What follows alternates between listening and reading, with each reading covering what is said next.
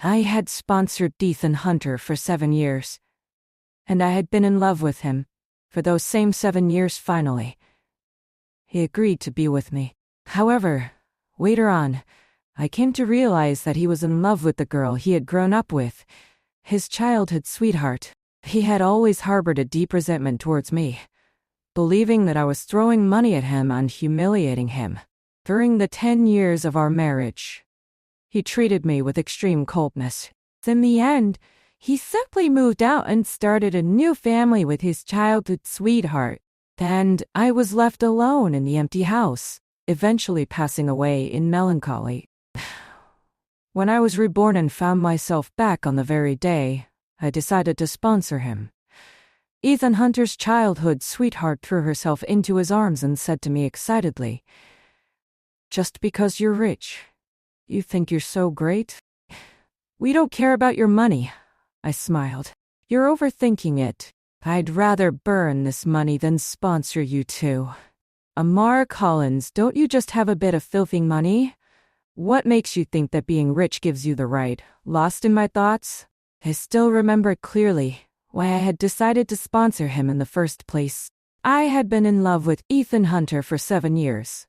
I knew his family was in a difficult financial situation. His father was a hopeless gambler who, ever since Ethan was a child, would come home drunk after losing all his money, beating and scolding Ethan and his mother. Mildred Hunter couldn't bear the torment any longer and finally committed suicide by drowning herself in a river. Ethan and I shouldn't have had any connection originally. However, he had always been an excellent student, so in high school, our private school gave him a scholarship in order to boost the school's college enrollment rate, and that's how we ended up attending the same high school. At that time, the people in my social circle were all young masters and ladies from wealthy families. They had no interest in studying and just muddled through their days, waiting to go abroad to get a diploma and then come back home to inherit their family businesses. Only Ethan Hunter was different. He had clear goals. He studied hard in class and went to work part-time after school. Although he was poor, he never felt that it was something to be ashamed of. He was always neither servile nor overbearing. That was when I fell in love with him. I loved him, so I couldn't stand to see him suffer. Back then, I was young and naive. I always thought I was doing the right thing by shoving everything I thought was good for him into his hands. Since he had to go to work at night and couldn't have breakfast in the morning, I brought him a bento from home. Ethan Hunter, the wagyu beef cooked by my family's nanny, is the most delicious. You should try it. And the foie gras, my dad had it specially flown in it. Really delicious. At that time, I was the only child in my family. Pampered and spoiled since I was a kid, everyone around me doted on me so much that I didn't have much sense. I just wanted to give him the best things, but I completely ignored whether he actually wanted them or not. Our classmate started the jeer, "Amara Collins, what does he know about foie gras?" I bet he can't even afford chicken liver. I scolded them. "It's none of your business." I didn't notice Ethan Hunter's fingers turning pale as he squeezed the lunchbox tightly. He paused for a moment, then handed the lunchbox back to me, and said coldly, "Thank you for your kindness, but no need." "Come on, Ethan Hunter," a boy winked suggestively.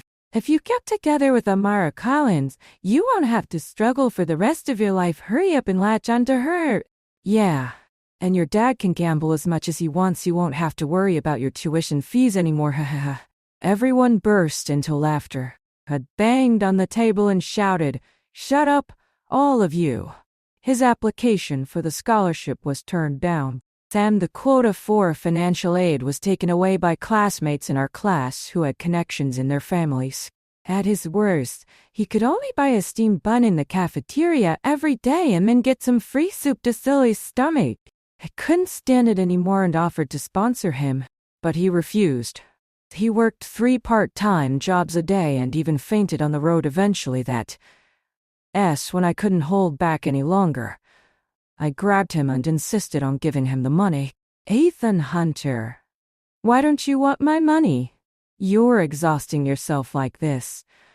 I also sponsored the childhood sweetheart who grew up within. After graduation, Ethan Hunter started his own business. He had always been a top student when he was at school. He and his friends had developed a gaming software, but they encountered setbacks everywhere and couldn't secure any investment no matter how hard they tried. I've been so good to you if you still don't want to be with me. You're really heartless. But that time, I was just joking. But Ethan Hunter didn't say anything. I thought he had acquiesced, so we started dating. 2 years later, Ethan Hunter and I got married. The wedding was held in a hasty and perfunctory manner. Ethan Hunter said he didn't like having too many people around, so he only invited a few tables of our close relatives and friends. They were all my relatives and friends. On his side, there was only him. Ethan Hunter remained cold towards me after our marriage. I was really naive back then. I thought that was just his personality after all. I had been chasing after him for so many years. I believed that as long as I continued to be good to him, even a heart of stone would be softened by me. But I never expected that his heart truly couldn't be noted, because his heart had always belonged to someone else. In the 3rd year of our marriage, the conflicts between us could no longer be reconciled.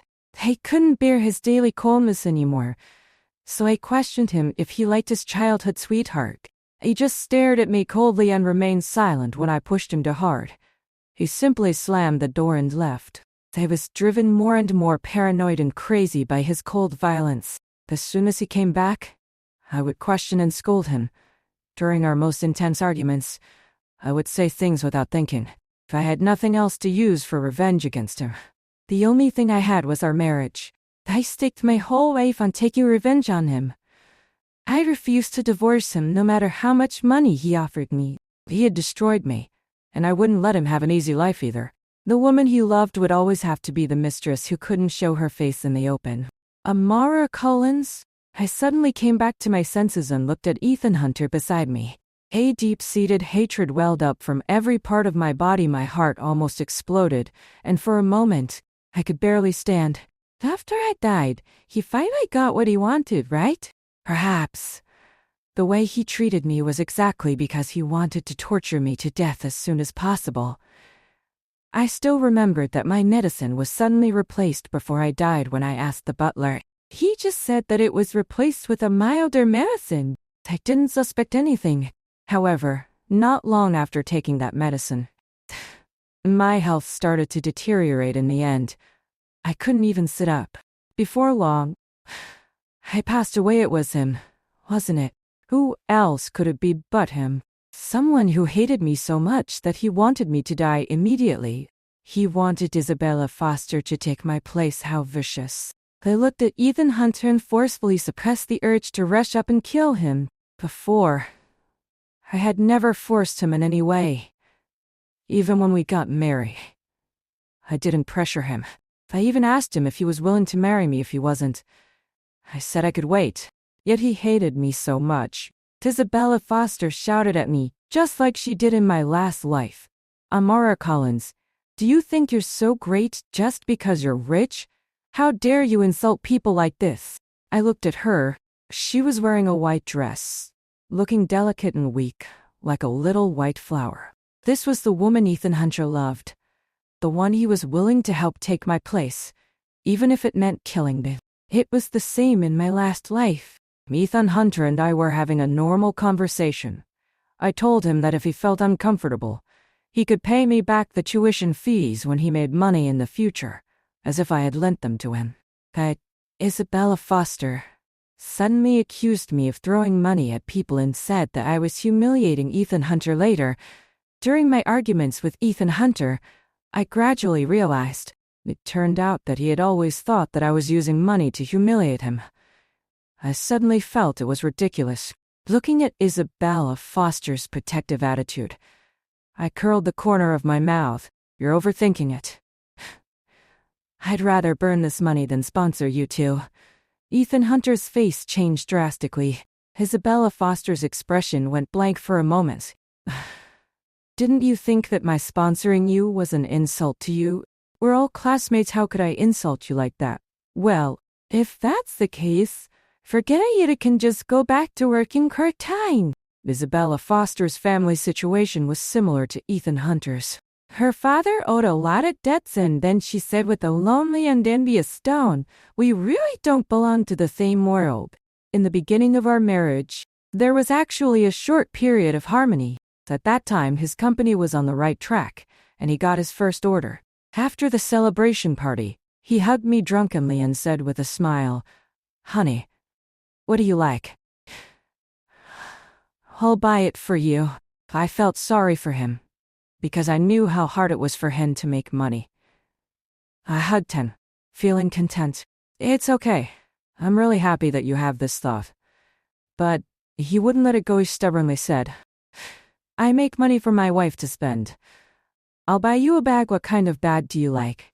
Even when he fell asleep, he was still muttering, "Amara Collins, I have money now. You don't have to suffer with me anymore." Sure enough, he bought me a bag the next day. What Isabella Foster was talking about wasn't really the bag. What she was talking about was clearly Ethan Hunter. She thought I had stolen him from her, so she hated me so much. I really wondered how I could have fallen in love with such a person before. Surprisingly, Ethan Hunter wasn't angry. His face just lost all its color and turned pale. I shook off his hand and left without looking back. I wrote $200,000 in the card. I prepared for Ethan Hunter, which was enough to cover his tuition and living expenses. I took the card and went straight to the mall. Giving him the money only brought me trouble. I might as well buy a few more bags. In my last life, apart from that single bag, Ethan Hunter never gave me anything else. On birthdays, anniversaries, holidays, she would show off the things she bought everywhere with pride, buying bags, watches, and clothes. Every time she bought something, she would come and flaunt it in front of me. Sister Amara Collins, this was specially brought back for me by Ethan Hunter from Paris. What did he bring for you? Could it be? She covered her mouth and giggled. He didn't bring you anything, right? And I would have a big argument with Ethan Hunter, and our relationship would get even worse now that I think about it. Why should I care about the things a man buys for me when I'm so rich? I can buy whatever I want myself. She stared fixedly at the Chanel bag in my hand, her fingers clenching tightly. A Chanel bag, it must be very expensive. One of these is worth several years of our tuition fees.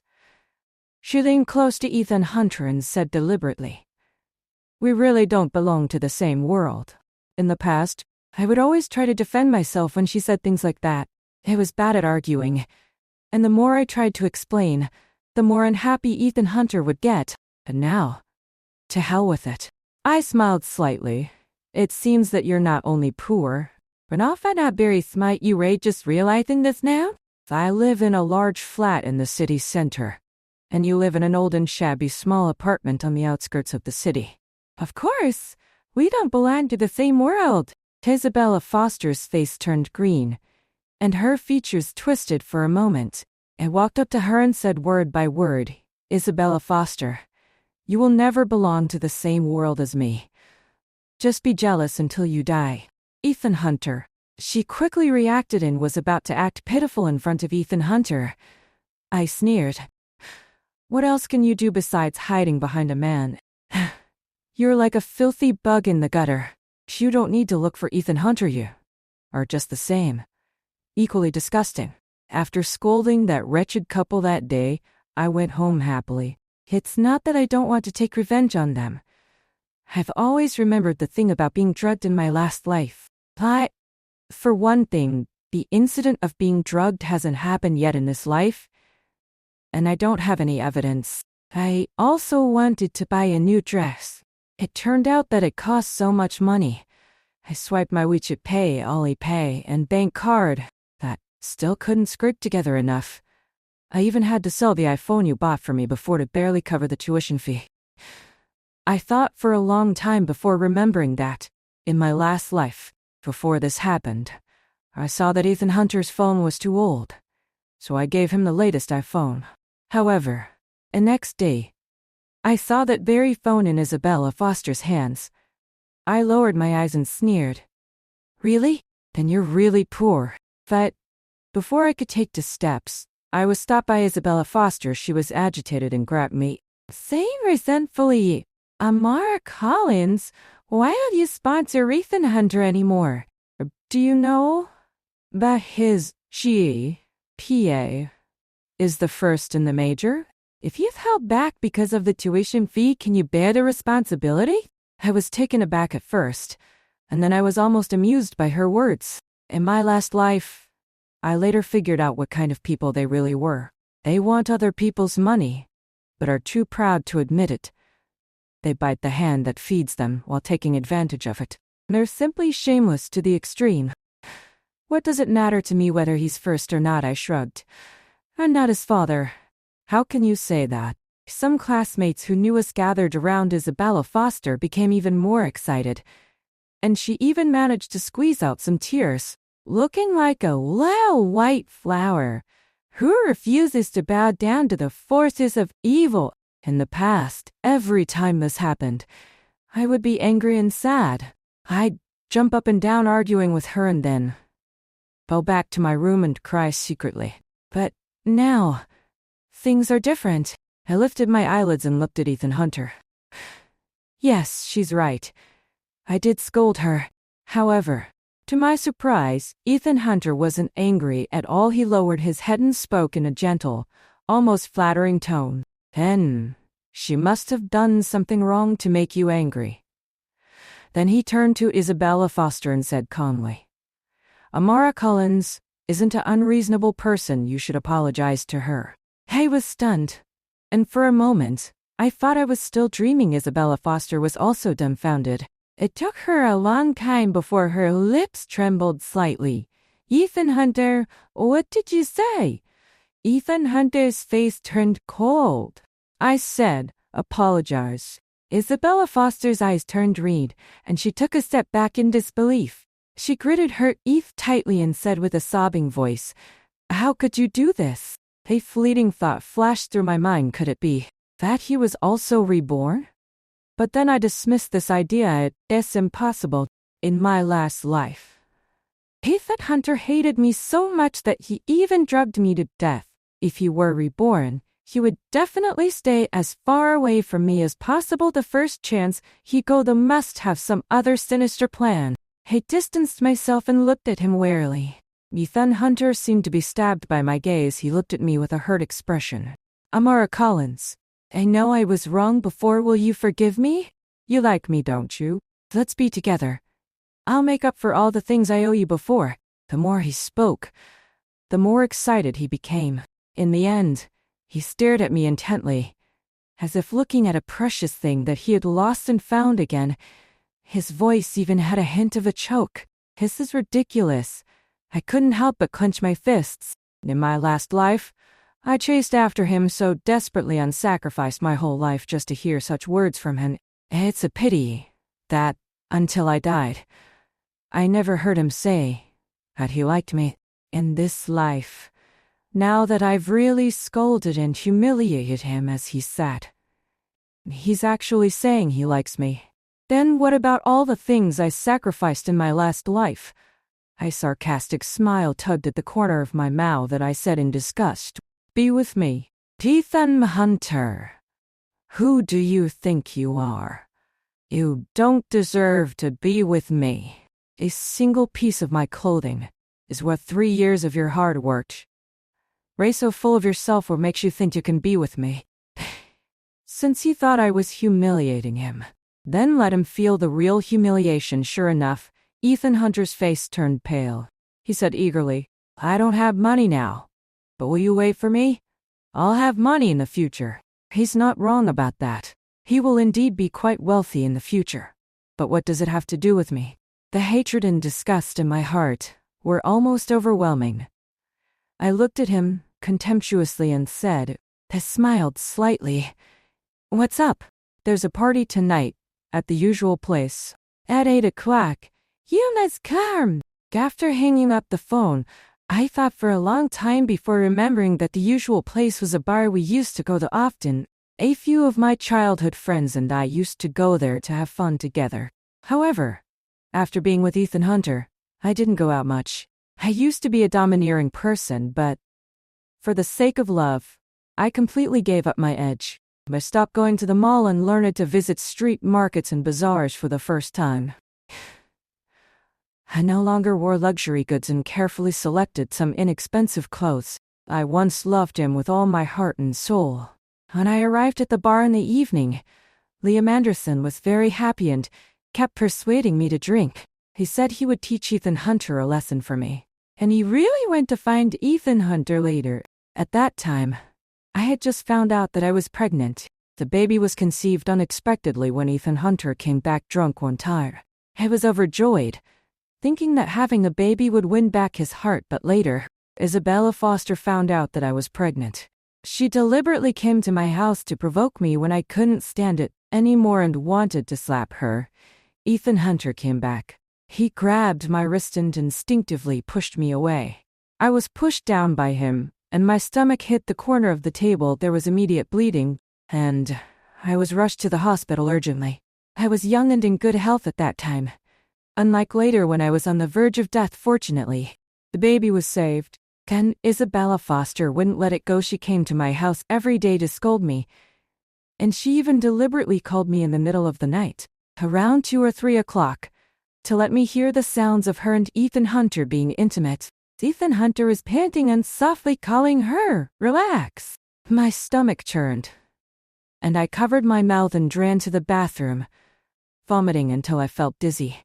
Tears mixed with gastric juice streamed out, and in the end, I was shivering all over with cold. Looking up, the woman in the mirror was so pale that she seemed to be on the verge of collapse at any moment. Only her lifeless eyes were filled with red blood vessels. My face was covered in tears and snot. On that day, I lost the baby completely.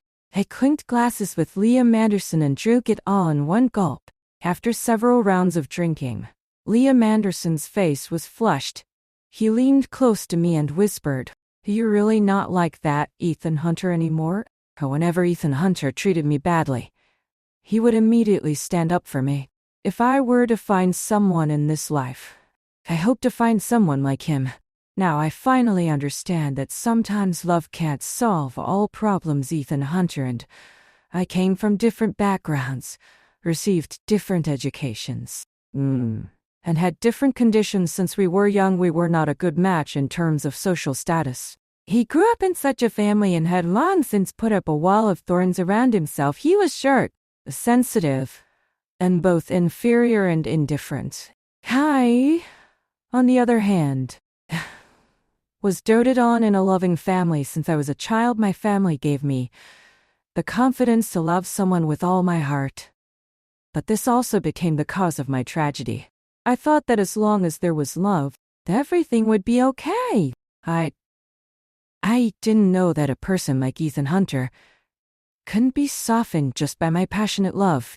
I nodded. Yeah, I was blind before. Liam Anderson lowered his head, slowly leaned closer to me, and said in a low voice, "And what do you think of me?" Before he could finish, someone suddenly grabbed my wrist and pulled me up.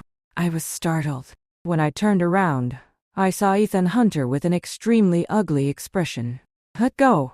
I pushed him away desperately. "Hey, are you crazy?" But Ethan Hunter held me tightly, his grip incredibly strong. Since I was reborn, his attitude towards me had always been docile, almost flattering. At this moment, his eyes were dark and his face was expressionless, which was rather intimidating. He said hoarsely, "Amara Collins, what did you just say?" I was taken aback, and then I gritted my teeth and said, "I said I don't like you anymore. I was blind before. Don't like me anymore?" Ethan Hunter let out a strange laugh. Damn me. He grabbed me and stared at me intently, his voice as cold as if it were laced with ice. "Say it again." I was actually intimidated by him for a moment. "All the things you said before, that you liked me, that you wanted to be with me, that you would never leave me, were they all lies?" He looked crazy. But I was stunned. Something was wrong. In this life, I haven't said these words yet. These words were clearly what I said to him before we got married in my last life. Ethan Hunter quickly realized that he had said the wrong thing and instinctively took a step back. I said in a low voice, "Ethan Hunter, you're back too, aren't you?" I couldn't rest in peace. In this life, I finally come to my senses and want to live a good life. Slap. Ethan Hunter turned his head aside. I enunciated each word clearly. "Ethan Hunter, how dare you? How dare he act so casually after hurting me like that?" The corner of his mouth split open, and blood seeped out, but he just wiped it casually and said in a calm tone, "Is that enough? If you're still not satisfied." He grabbed my hand and pressed it against his face. "Give me a few more slaps." Although he was saying harsh words, his eyes suddenly turned red, and tears welled up and fell straight down. I was a bit shocked. Ethan Hunter had never cried in front of me before. When he was going through the hardest times in his last life, when his father lost all the tuition fees he had saved with great difficulty, and then came back and beat him up, he didn't cry when he went to school the next day with bruises all over his body. And he worked 3 part-time jobs a day, was so hungry and tired that he fainted several times. He didn't cry either. Once thought that this person had a heart of stone by nature, but I never expected that he would actually shed tears in front of me. Ethan Hunter's tears washed away the blood at the corner of his mouth. His utter wretchedness seemed to be overwhelming him, and he even hunched over, begging, "Amara Collins, come back. If you hate me, you can even kill me if you want. Just don't leave me." I was almost driven crazy. "Ethan Hunter, are you out of your mind? What's wrong with you?" I couldn't hold back anymore and sneered, "Ethan Hunter, don't you love Isabella Foster? In the last life, didn't you drug me to death for Isabella Foster?" "Drugged you?" Ethan Hunter was taken aback. "What drugging? Are you still pretending not to know?" I gripped the railing by the roadside tightly, otherwise I couldn't guarantee that I wouldn't slap him again. Someone replaced my medicine later. My body was clearly getting better at first, but then the more I took the new medicine, the worse I got in the end. I bit my tongue hard, and a bitter taste filled my mouth. The man I loved killed me for another woman. Just saying it again made me feel unbearable pain. "I didn't do it," Ethan Hunter said eagerly. "I never did such a thing. I even told the butler to take good care of you. How could I possibly kill you?" We looked at each other and could see the realization in each other's eyes.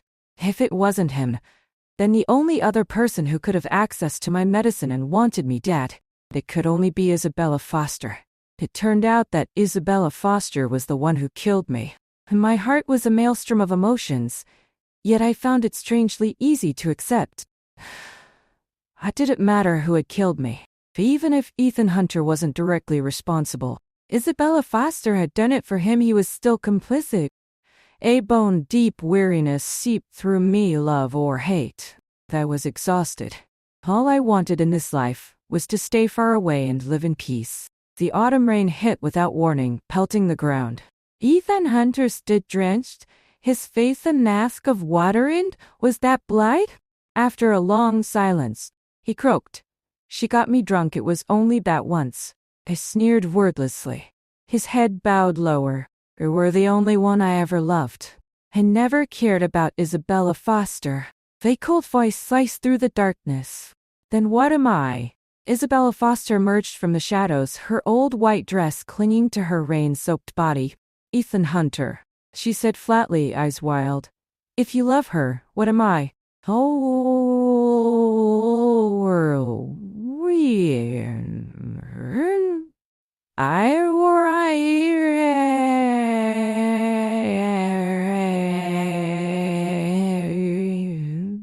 His fists clenched, the tenderness in his gaze was gone.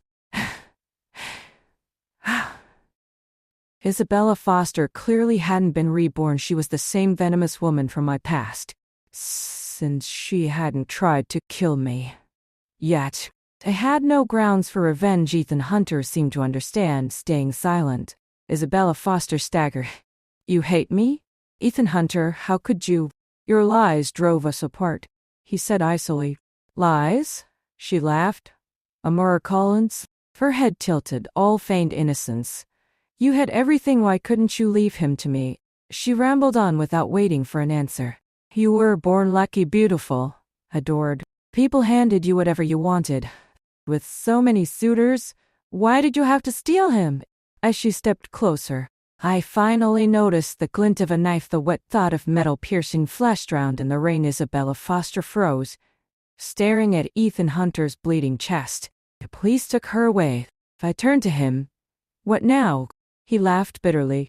Tell the truth, it's the only way, right? She was your wife, the mother of your child. His voice dropped. She killed you. Silence. If I could make amends. His voice broke, lips trembling. Would you? No. I cut him off. You saved me. But I died because of you, even. I bowed my head. Eyes dry, all my tears had been spent in my past life. Isabella Foster was expelled from school. Her mother couldn't bear the shame and jumped to her death. I skipped the trial. I understood her hatred wasn't just about Ethan Hunter, it was envy, pure and consuming. 3 years later, I married Liam Anderson's family through a lavish wedding, inviting every influential figure in the city. Just as we were about to walk down the aisle, his secretary rushed over with a red envelope. It was blank. Mr. Liam, there's a $2 million check inside, verified, but no name. Liam frowned. What should we do? We exchanged a look, knowing exactly who had sent it. Ethan Hunter had rebuilt his empire after his first failure. Success suited him. Keep it, he said with a smile. Free money is free money. After our final fallout, we are each other's wounds open. She called me a monster. I spat insults about her privilege. One day, a sudden cough racked my body. Blood splattered my hand. The butler panicked, dragging me towards the car. All I could think was, so this is what it feels like to die. When Amara died, I didn't shed a tear. I even cleaned out our apartment. It was shockingly empty. No designer labels, just a few threadbare shirts. Good riddance, I told myself. Then, I opened the cabinet and found rows of medicated oil. During my delivery job, I had an accident. My leg throbbed in the rain, and she'd commissioned these remedies. I'd mocked her hoarding. She beamed. What if you run out someday? Memories flooded back. A teenage Amara, blushing as she offered me Waiju beef. Ethan, try this. It's my favorite. Back then, I'd seen only arrogance. Now I realized she'd shared her most precious things, holding nothing back. My teenage pride had been too brittle. I'd lashed out at her kindness, convinced her love was a cruel game. I'd pushed her away while secretly craving her attention. Pathetic. And after marriage, our relationship thawed until Isabella's whispers poisoned everything. A designer bag I proudly gifted? Just a last season hand-me-down from Amara's old flings. What could I offer her? I'd paraded Isabella in front of Amara, feeding off her hurt expressions. Look, she still cares. Then the nightmares began. Amara, pale in a hospital bed, clutching a faceless child. Give me back my baby. I'd wait, gasping, haunted, desperate. I consulted a monk. Master, does she not deliver the soul? He studied me solemnly. The one haunted is you. 3 years after her death, I spiraled. I ignored Isabella and our child, numbly repeating, you wanted this, not me.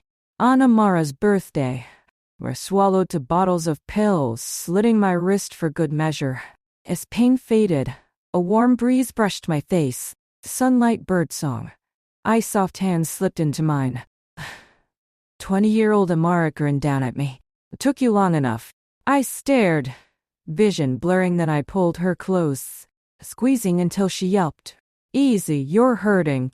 Her arms wrapped around me. Missed me that much? Tears spilled. More than anything. If only I could have stayed in that dream. Instead, I woke to this life, where she said she'd stopped loving me. I laughed and sobbed, writhing in bed. Why bring me back just to lose her all over again? My chest tightened, breath coming in ragged gasps. I was going mad, but for the first time, I finally saw everything clearly. It turned out that my rebirth was just for atonement. It was to experience all the suffering she had endured all over again,